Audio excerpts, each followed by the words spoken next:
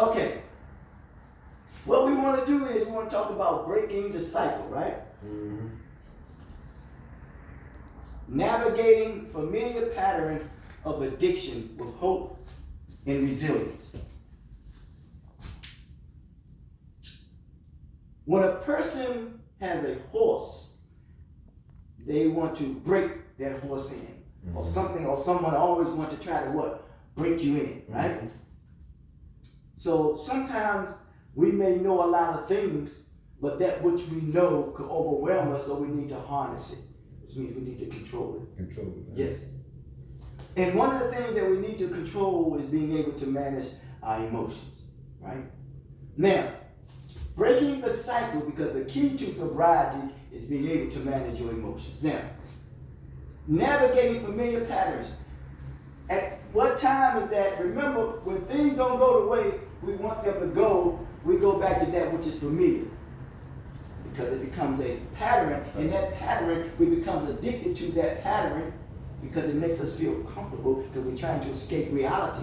When we become comfortable, we become addicted to it. We become addicted to the drug of going back to that which is familiar to us. And we would do all that we can to make sure that we get back to that familiar pattern. Rather than getting back to the original pattern in which we were created, that is righteousness. That means that to live a righteousness life is a win-win situation. And you talk about your morals, your values, and your what? And your principles. Mm-hmm. Because we were created with nobility and dignity.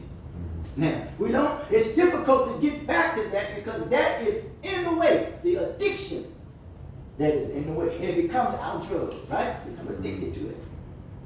Now, but let's look at it this way. Familiar patterns of addiction, we're doing so with hope. Now, be careful now, because people can offer you false hope. That's some serious shit, man. Mm-hmm. Which means they promise you something that they are unable to come through on. That means they're not about their word.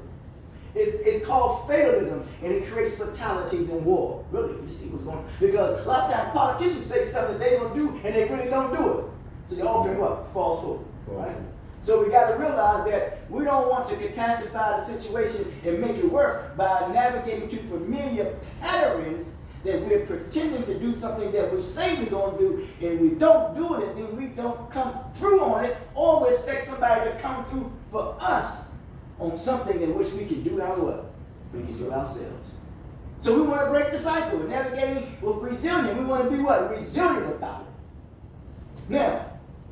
Now, understanding the behavior.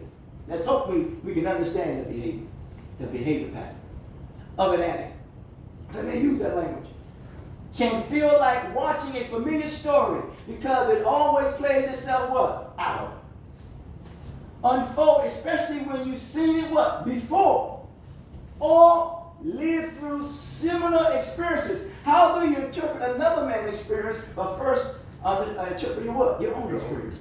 You own it. We own it. Now, we're breaking the cycle whether we own it or not. Right? Now, addiction often brings something. It brings the patterns of what? Denial. So do we become addicted to denial?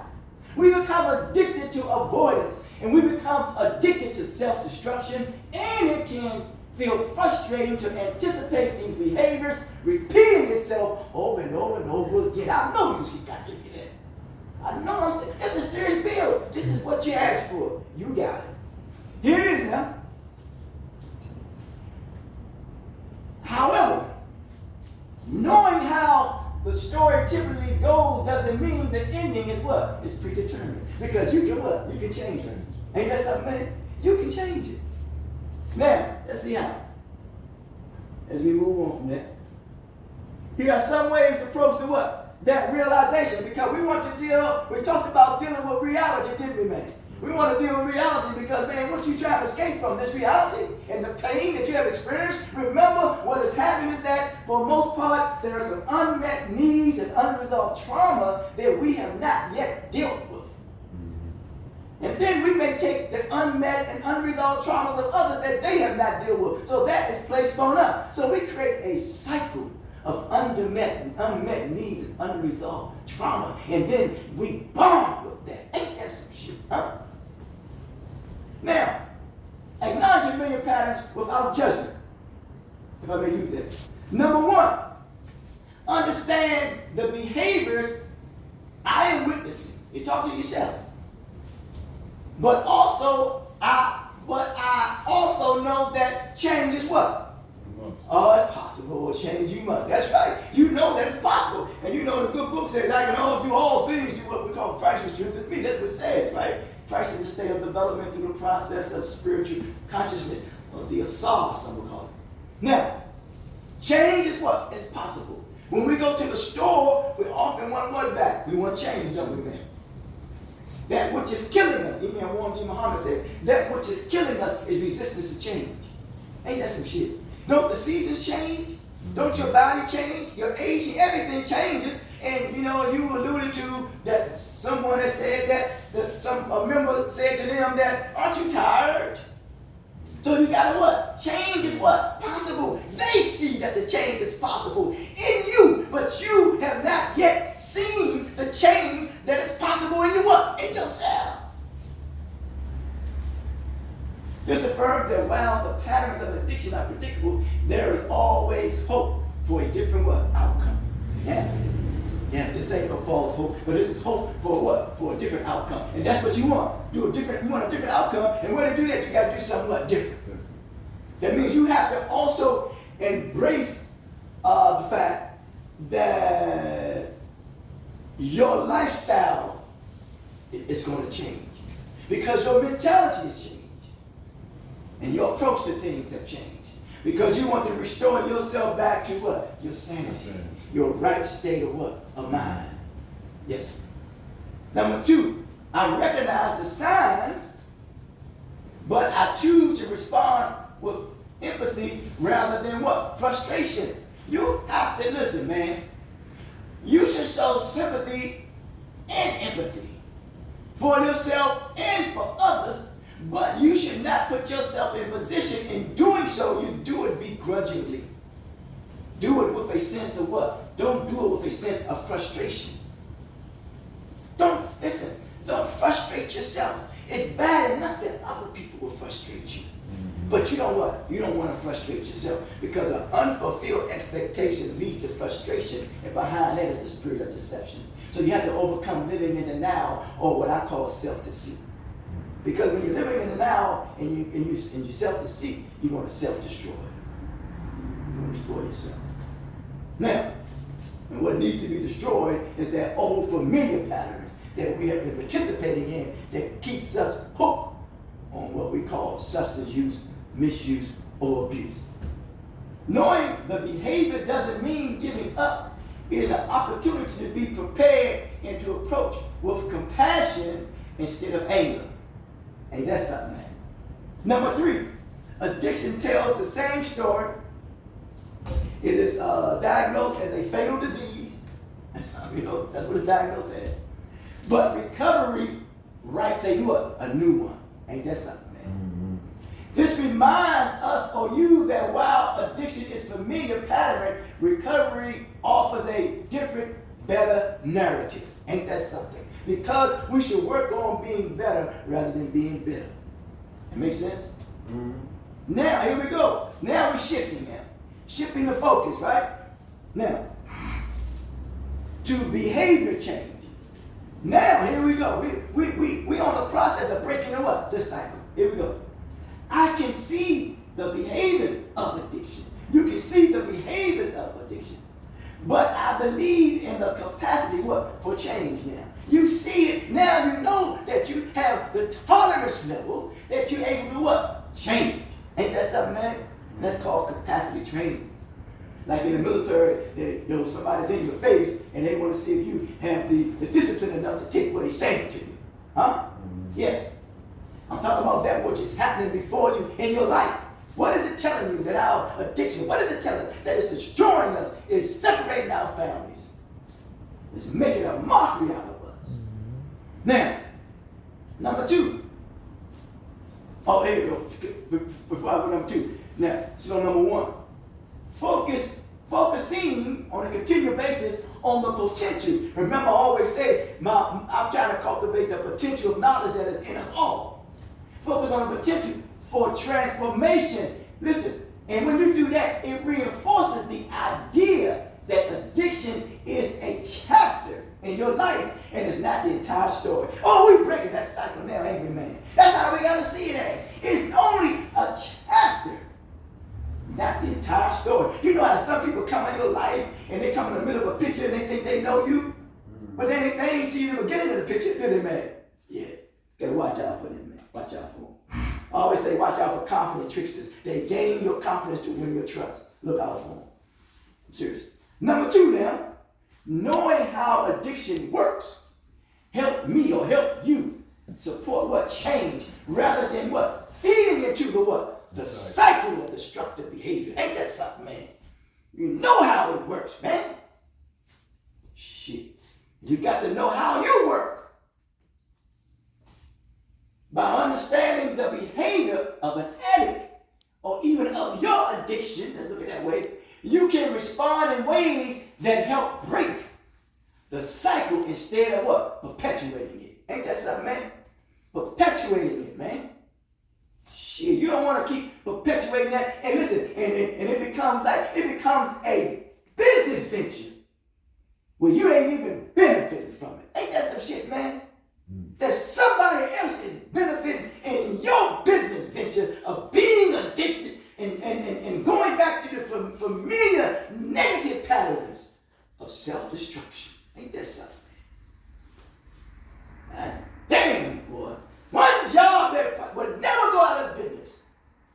And they call that the funeral home or mortician. Motherfucker, boy.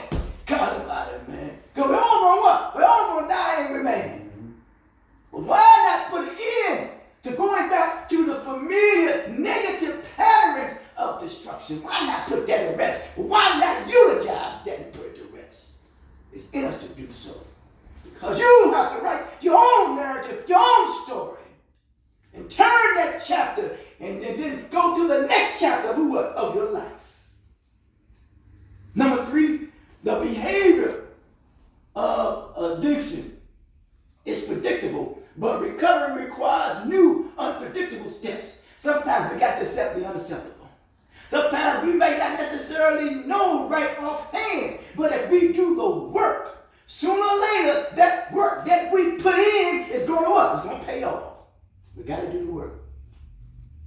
This encourages the idea that healing is about taking unfamiliar steps toward a healthier lifestyle. Ain't that something? You probably scared of venturing in something that's unfamiliar with you. And you may have some type of fear. And I realize there's 3 types of fears: intellectual fear, emotional fear, and physical fear. You think on that. This encourages the idea that healing is about taking unfamiliar steps toward a healthier life, even when the old behavior seems what? Unavoidable. Unavoidable.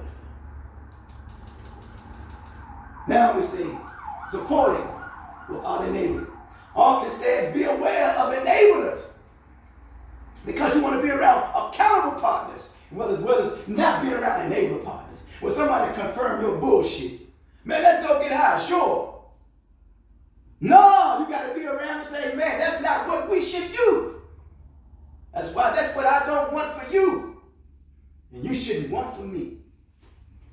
Participate in that type of behavior. I see that behavior for what it is. You see your addictive behavior, I should say, for what it is. But I will not enable it or let it control what? The story. You can't let it control your what? Your life. Because you're allowing your addiction or your addictive behavior to control and write your story for you. That's why Professor Hardy says that rage is a precursor toward violence.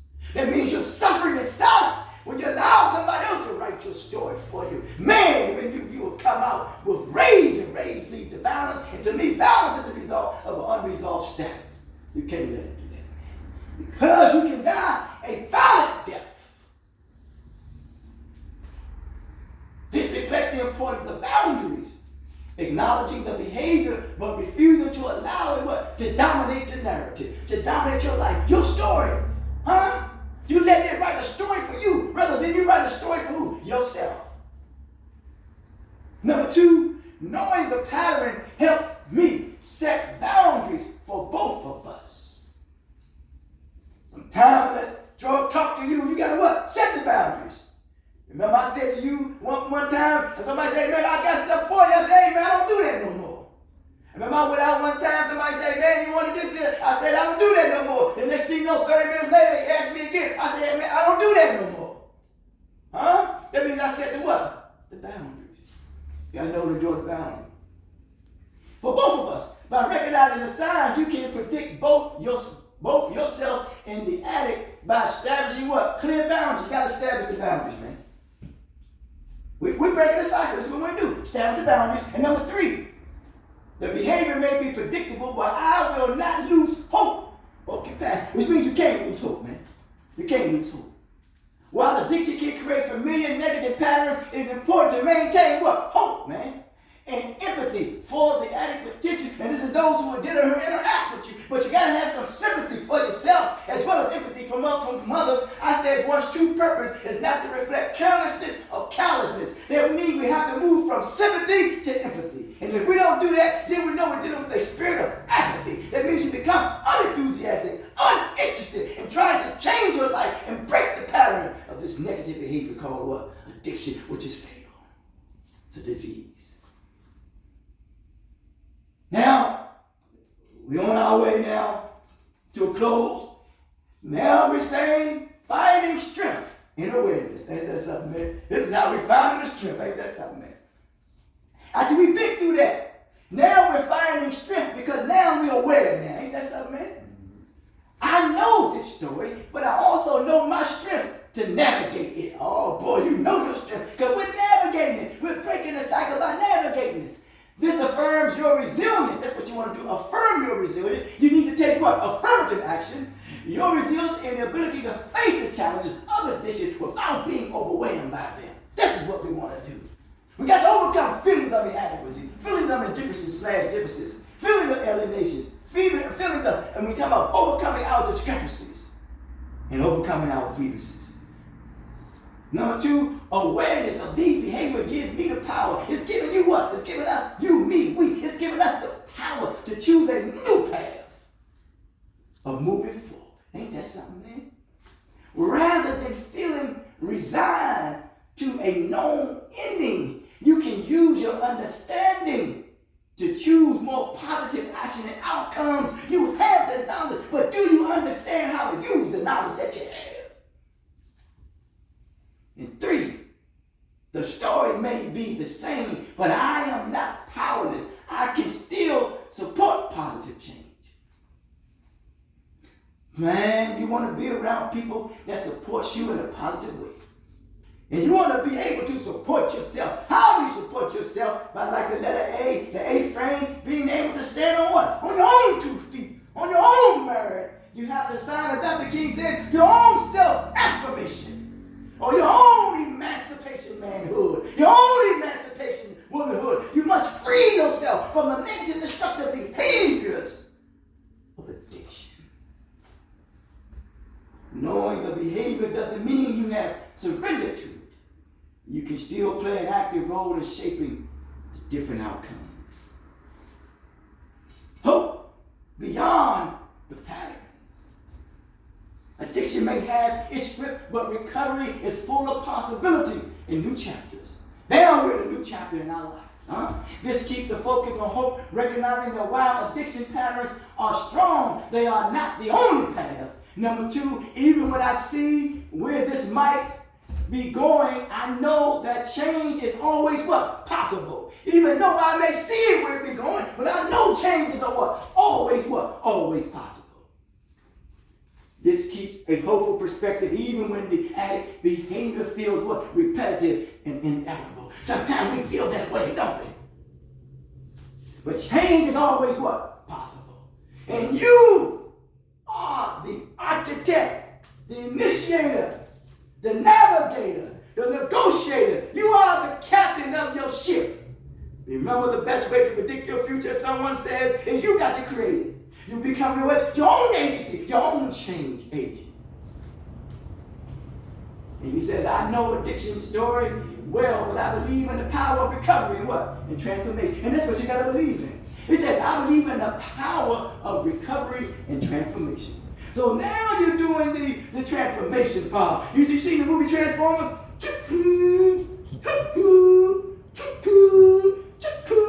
He's transforming because in that transformation process, he or she what is evolving now. Huh? He's changing. He's turning the chapter of his or her life and writing his own narrative, his own story. Because he or she has armed himself with possibilities and the resilience and the determination and the commitment and the overall level of persistence and consistency for change.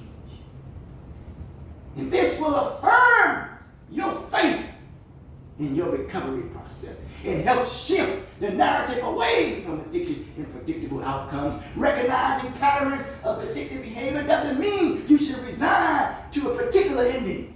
And don't let nobody resign you a particular ending, because no one knows nobody's desire for change. No one can measure no one's desire for change. Instead, it allows for strategic empathy, boundaries, or even sympathy for yourself, self-compassion, love and care for yourself, and the boundaries and the hope that transformation is always possible, even when the road ahead feels familiar when it comes to reverting back to the familiar patterns and the cycle of addiction. The choice is yours. Everything you need is right here before you. In the words of Booker T. Washington, drop your buckets right where you are. Until next time, talk to you. Thank you.